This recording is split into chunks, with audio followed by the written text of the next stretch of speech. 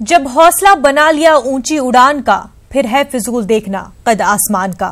اورنگ آباد کی ایک خاتون رحیم النساء بیگم پر یہ شعر صادق آتا ہے، جنہوں نے اپنی 8 بیٹیوں کو زیور تعلیم سے آراستہ کرنے کے لیے تقریباً 80-90 سال پہلے نہ صرف حیدرآباد کا رخ کیا، بلکہ انہوں کی کاوشوں کی بدولت معظم جاہی مارکیٹ میں گرلز ہاسٹل قائم ہوا۔ پیش ہے عالمی یوم خواتین کے موقع پر ایک ناخواندہ خاتون کے عزم اور حوصلے کی داستان۔ ناظرین آپ دیکھیے رپورٹ، ہمیں دیجیے اجازت۔ آداب۔ کہتے ہیں ماں کے قدموں تلے جنت ہوتی ہے، لیکن ماں اگر ٹھان لے تو کئی نسلوں کے لیے دنیا بھی جنت نشاں بن سکتی ہے، لیکن اس کے لیے سنگلاخ اور پرقدر راہوں کو سر کرنے کا جنون چاہیے۔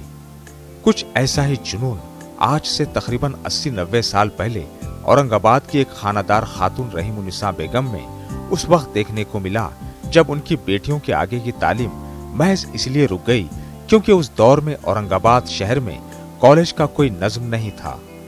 رحیم النساء بیگم کی 4 بیٹیوں نے میٹرک پاس کر لیا، اور جب وہ گھر پر بیٹھ گئیں تو ممتا کی ماری ماں کا دل تڑپ اٹھا۔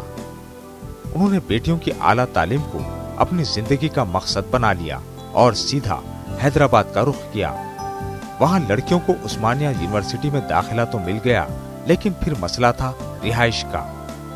ایک ماں کی کاوشیں اس انداز میں رنگ لائی کہ یہاں کے نظام تک رسائی کی راہ ہموار ہوئی، اور معظم جاہی مارکیٹ میں اولین گرلز ہاسٹل کا قیام عمل میں آیا۔ رحیم النساء بیگم کی 7ویں بیٹی قمر النساء بیگم، جن کی عمر اب تقریباً 85 سال ہے، انہوں نے ان یادوں کو کچھ اس طرح تازہ کیا۔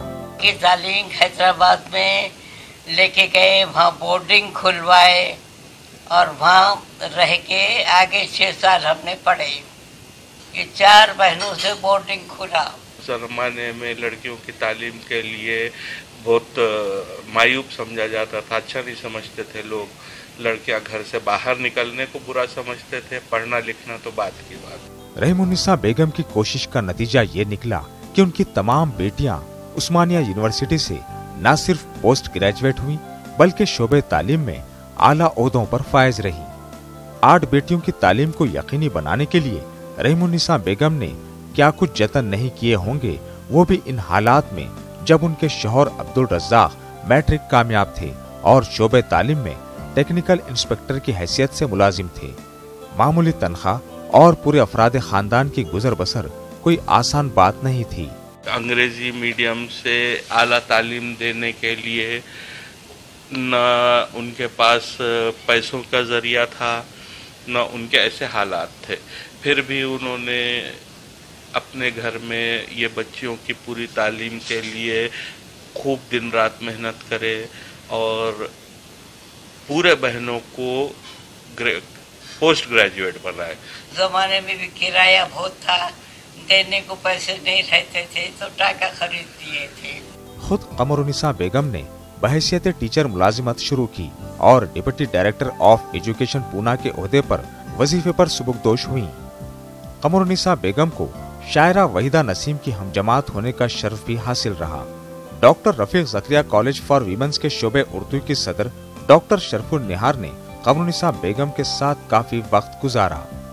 ان کا کہنا ہے آج کی تاریخ میں اس خاندان میں آپ کو 40 سے زائد ڈاکٹرز اور انجینئرز مل جائیں گے، اور یہ ممکن ہوا ایک ماں کی تڑپ کے سبب۔ انہوں نے ہم کو یہی بتایا کہ ہم اس فکر میں غلطہ رہتے تھے کہ ہم کون سا ایسا کار ہے نمایاں انجام دے جس میں ہمارے والدین کا سر اونچا ہو۔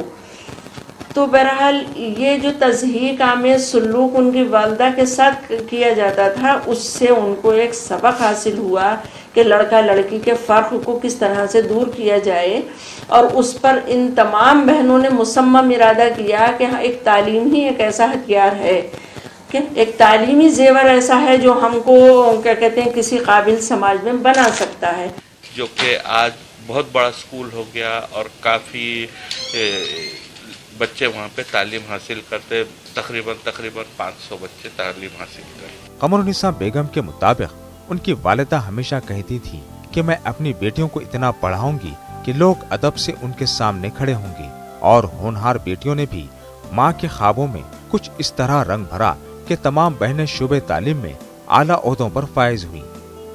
8 بہنوں میں اب صرف 2 बहनें बाकायदे हयात हैं। न्यूज़ 18 उर्दू के लिए औरंगाबाद से अजहरुद्दीन की रिपोर्ट।